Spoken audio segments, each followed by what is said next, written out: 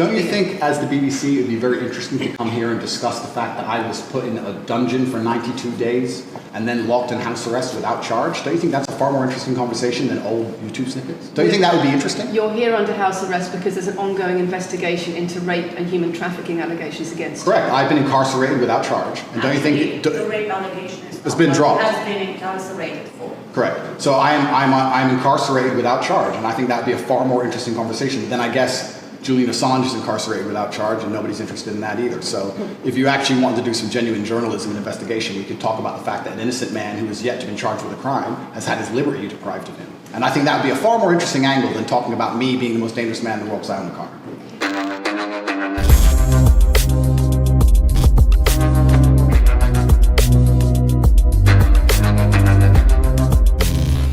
I'm an American conservative, obviously. I have been through a lot. I've seen a lot from the journalist class. And I have to say, what I saw here from the BBC and this journalist, this reporter, genuinely may have been the greatest disgrace in the history of modern news media. I go so far as to say the entire thing was an international disgrace on the part of BBC, okay? This woman, first of all, blood was coming out of her eyes. Joking, but no, in all seriousness, absolutely miserable. Absolutely just like one of the most insufferable interviewers I think I've ever seen. Every single question was stupid. Every single question was bad faith. You can go watch the whole thing on Andrew Tate's Rumble here, but I want to point out this one segment. We'll react to it here, but they asked a lot of stupid questions. They first go off immediately, ask about like the investigation that's ongoing and he can't even talk about for legal purposes fully. And they won't stop asking stupid questions about it. And then repeatedly, it's just like, hey, this out of context video from 2018. Why did you do it? Blah, blah, blah. But then this is where it gets really stupid. Okay, so listen to this.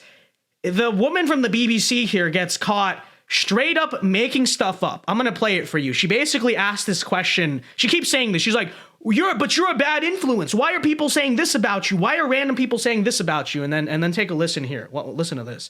He's a positive influence in the world, and he's positive for the women around him. So just because I discuss men's issues, people say, oh, you're anti-woman. I'm not anti-woman. I love women. Why are so many women saying that when their boyfriends start following you, they're not? They experience more control. So many. They experience How many? More abuse. How many? Enough. Well, it's the first time I've heard of it. So, in fact... One is... Okay, did you notice that? How come I hear a British person talk and then all of a sudden I start talking like a British person? No, in all seriousness, no, right? So, do you notice she just totally made that up? And this is the whole interview. Okay, I'm just playing a short excerpt. There's a whole interview like this. Okay, so she goes out there and says... Why are so many women saying that their boyfriends were mean to them when they started following you?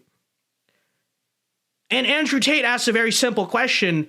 Who is saying that? Where are you hearing that from? Are you just totally making it up? But as you'll hear, right, listen to her response again. She just totally makes it up. When their boyfriends start following you, they're not. They experience more control. So many. They experience How many? More abuse. How many? Enough. Like she's like, enough.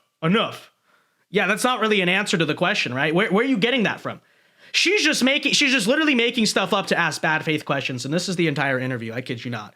And the woman looks miserable the whole time. She is miserable. It's just a terrible one. Well, it's the first time I've heard of it. So, in fact... One is too many. Oh, of course, yeah. So, in fact, I've seen thousands and thousands of comments and have endless emails from women praising the fact that their sons are listening to me, praising the fact that their husbands. The things I'm saying, does it not worry you? It would worry. You're not concerned about it. It would worry me if I was genuinely damaging the world. But for you to sit here and say, Andrew, you become the most Googled man in the world, you have billions of views, and one woman is now saying that her husband is not the same man she wants him to be, when thousands and thousands of people are saying the opposite. Well, then I would say that's... I presented you with case after case after case, with quote after quote after quote of people who are genuinely concerned about the impact you're having, and you brush it off as if it's nothing. No. Quote after quote, case after case. She couldn't even cite it. Like I said, she just makes stuff up here. She couldn't even cite who. She's like, well, enough, many of them. And then she has the arrogance to sit there and again say, I've cited quite case after case.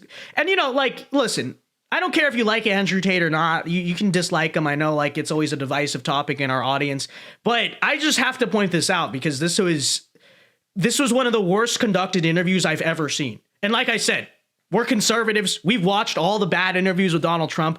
this really like takes the cake. And I wish I could show you the whole thing, but we don't have the time. But let's listen to some more of it here. No, what you guys terrible. done is come here with an agenda. You come here with loaded questions. You've come here with things taken out of context. You come here with things that you don't understand are satirical. And then you're going to also sit and say that one woman said that her boyfriend changed when he watched one of your videos.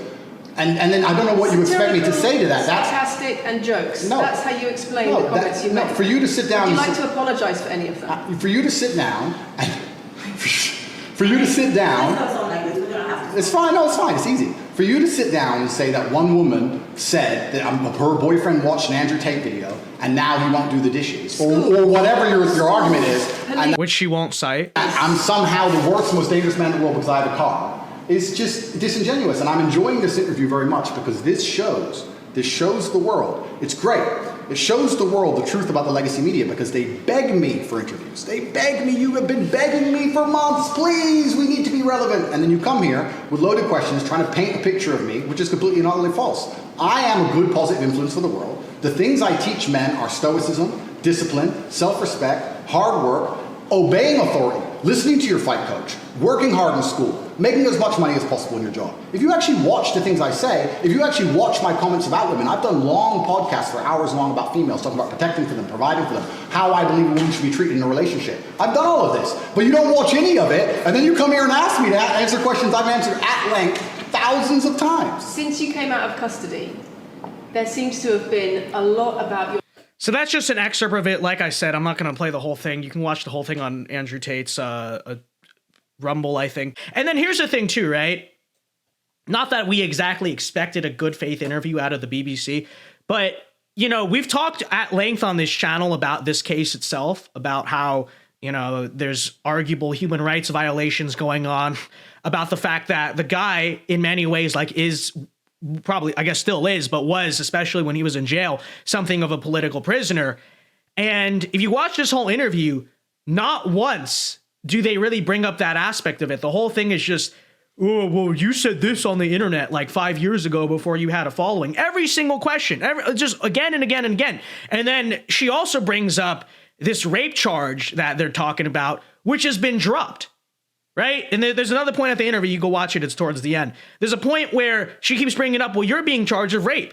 And I think his lawyer, actually, who was in the room at the time, says, no, he's not. That's been dropped. Don't you think, as the BBC, it would be very interesting to come here and discuss the fact that I was put in a dungeon for 92 days and then locked in house arrest without charge? Don't you think that's a far more interesting conversation than old YouTube snippets? Don't you think that would be interesting? You're here under house arrest because there's an ongoing investigation into rape and human trafficking allegations against you. Correct. I've been incarcerated without charge. And don't you think... The rape allegation it's been dropped. Has been incarcerated for. Correct. So I'm incarcerated without charge, and I think that would be a far more interesting conversation than, I guess, Julian Assange is incarcerated without charge, and nobody's interested in that either. So if you actually wanted to do some genuine journalism and investigation, we could talk about the fact that an innocent man who has yet to be charged with a crime has had his liberty deprived of him. And I think that would be a far more interesting angle than talking about me being the most dangerous man in the world because I own a car.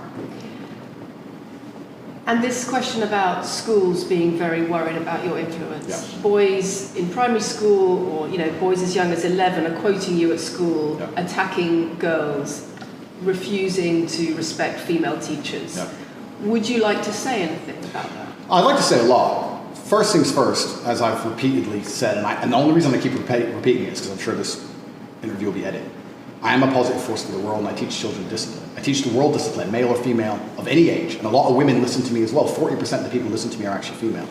Secondly, I do understand with my massive influence, and I am now the one of the most influential people on the planet, that I do have to be slightly more careful with things I say. I'm not going to disagree with that. The idea that I said something 5 years ago on a video that got 300 views... So what do you mean, being slightly more careful? I'll give you an example.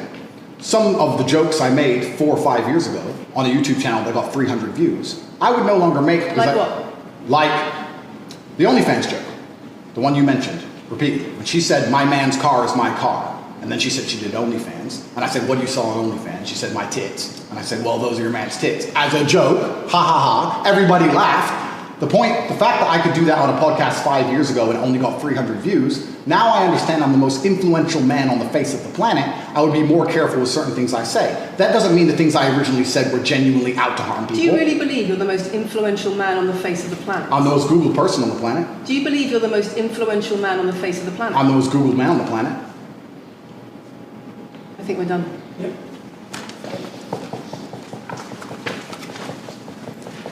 And so the journalist doesn't even do her research, right? You're about to interview, like the big time interview. She doesn't even do her research. She asks a bunch of stupid questions the entire time. She doesn't even look presentable. Like she looks like she just woke up out of bed. And the whole thing, like I said, is just a total disgrace. I think Andrew Tate, again, whatever you think of him, comes out of this interview looking 10 times better. And honestly, you know, like I said, what did it remind me of? What do I relate to with it? It reminds me of like Donald Trump whenever journalists come along, ask some stupid questions, keep cutting them off, and the entire thing is bad faith. And you know, and that's what it is. So there's the Andrew Tate interview. Just thought I'd play a snippet of it. I fully encourage you guys to go watch the full thing on Rumble. You will see what I'm talking about. Okay. If you think I'm exaggerating, no, Vince. Surely the journalists who were after Trump for so many years, they must be 10 times worse. This, like I said, you watch this full thing, you watch her, really gives it a run for its money. So I encourage you to go check it out and see what a disgrace the international news media seems to be here.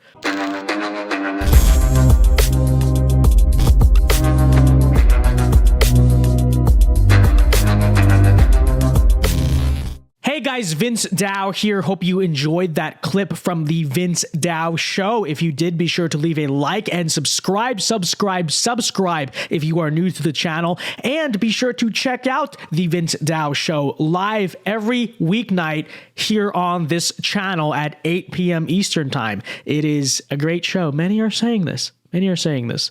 So leave a like, check out our other clips, and be sure to check out the show. Yeah. God bless.